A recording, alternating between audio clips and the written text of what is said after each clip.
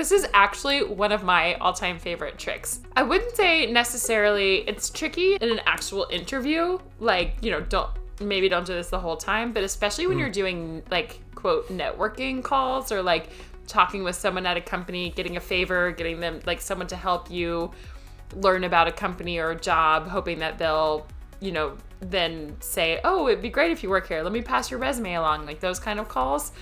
When like the tip that I received so long ago that was life-changing to me was ask them about them. Like so many times, like let's say I want to work at the company you work for, Jeff, and you've never met me before and I show up to the call.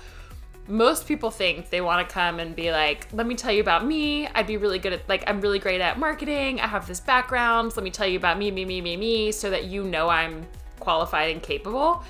But if you go to that call and instead I'm like, Jeff, will you tell me about your marketing experience? Like, how did you end up at this company?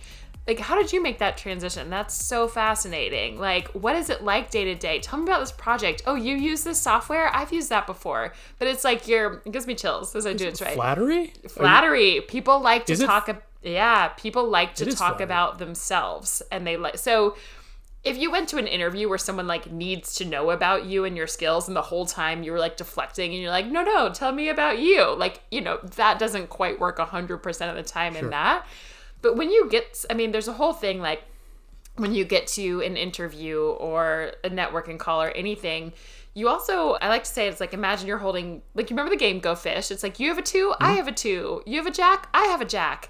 You want to be like, you know, if I know you love pickleball and I walk in and I'm like, Jeff, like, I just came from pickleball. I love playing. Like, you're going to like me more. I know you will. That's a cheat. It's a cheat. It's a cheat. Oh, it's boy. a hack. No, so you if you would can, get me. I know. So if you, like the person who brought you chocolate, but the point is like, we come in thinking we're supposed to talk only about ourselves in order to show that we're a good person. But in general, like if people will say this about, I feel like we always make connections like to what we're talking about with jobs, interviews, and companies and dating as well.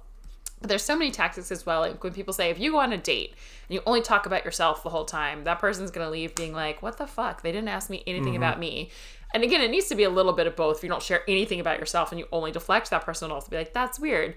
But you want to show interest and be like, tell me about you. Like, where did you grow up? What did you do? You know, it's like, so the same sort of applies. And again, you have to have emotional intelligence and a high like EQ and be able to read a person. You don't want to be like asking them personal questions when they're like giving you a dead face and clearly don't want to talk about themselves.